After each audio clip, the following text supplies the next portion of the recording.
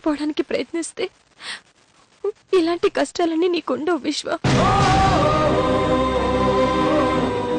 నువ్వు నా మీద ఆశల్ని చంపుకోకపోతే బ్రతికున్నంత కాలం నువ్వు ఇలాంటి బాధలు పడాల్సి వస్తుంది విశ్వ.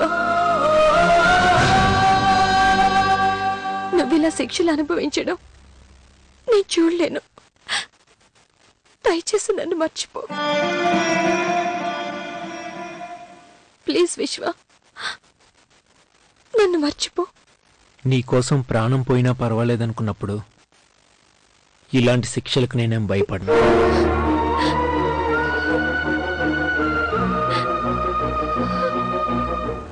అతన్ని ఎందుకు అరెస్ట్ చేశారు? అది కాదు సార్.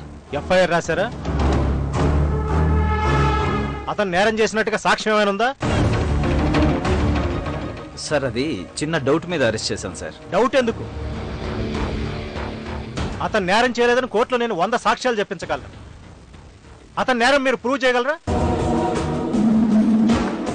ఎక్కడికి వెళ్ళొస్తున్నా? విశ్వాన్ని చూడ్డానికి పోలీస్ స్టేషన్కి వెళ్ళొస్తున్నాను. అలాంటి వాళ్ళని చూడ్డానికి వెళితే మన ఇంటి పరువు పోతుందని నీకు తెలీదా? మీ మేనల్లుడు ఎమ్మెల్యే రాజశేఖర్ గారి పేరు పరువు నిలబెట్టడం కోసమే పోలీస్ స్టేషన్కి వెళ్లి విశ్వాన్ని చూసొస్తున్నాను. మీ దృష్టిలో విశ్వ దొంగ వెధవో తప్పుడు వెధవో కావచ్చు, కానీ మా ఆయన దృష్టిలో విశ్వ చాలా మంచివాడు. ఊరికి వెళ్లే ముందు విశ్వని జాగ్రత్తగా చూసుకోమని మరీ మరీ చెప్పి వెళ్లారు. ఊరికి వెళ్ళాక కూడా విశ్వని జాగ్రత్తగా చూసుకోమని ఫోన్ చేసి కూడా చెప్పారు. మర్చిపోయారా?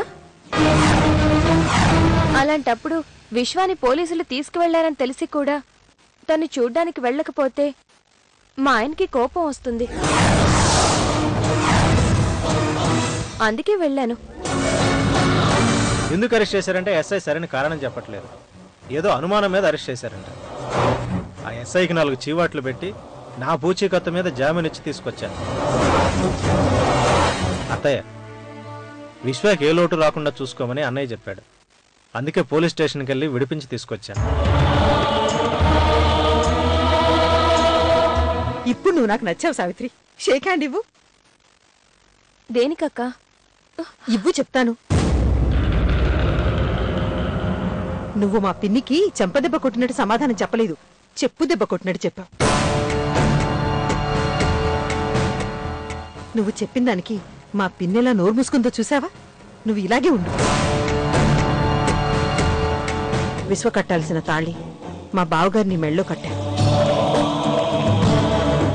తాళి కట్టాల్సిన మనిషి మారినంత మాత్రాన నీ మనసు మారిపోదు కదా. అందుకే చెప్తున్నాను, నువ్వు కోరుకున్న మనిషి నీకు దక్కకపోయినా నీ మనసుకు నచ్చినట్టే ఉండు. నీ మనసుకు నచ్చినట్టే ఏ పనైనా చెయ్యి. నిన్ను ఎవరు ఏమీ అనకుండా నేను సపోర్ట్ చేస్తాను. ధైర్యంగా ఉండు. All the best. ఈ రోజు పోలీస్ స్టేషన్కి వెళ్లి వాణ్ణి చూసొచ్చింది. రేపు వంట వండి క్యారియర్ తీసుకెళ్తుంది. ఆ తర్వాత లాయర్ని తీసుకువెళ్లి బెయిల్ ఇచ్చి వాడిని విడిపిస్తుంది. ఆ తర్వాత వాడితో లేచిపోయినా ఆశ్చర్యం లేదు. అదే జరిగితే మనం ఎవరికి మొహం చూపించలేక సిగ్గుతో చచ్చిపోవాలి పిన్ని.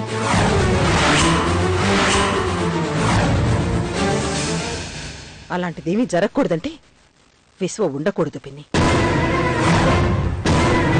జైలుకు వెళ్ళినవాడు తిరిగి వస్తాడు, కానీ పోయిన మన ఇంటి పరువు తిరిగి రాదు కదా పిన్ని. అందుకే వాణ్ణి లేకుండా చేస్తే తప్ప ఈ సమస్యకు పరిష్కారం దొరకదు పిన్ని. చంద్రం, పాపం విశ్వకి అన్యాయం జరిగింది చంద్రం. లేకపోతే సావిత్రిని పెళ్లి చేసుకుని హ్యాపీగా ఉండేవాడు.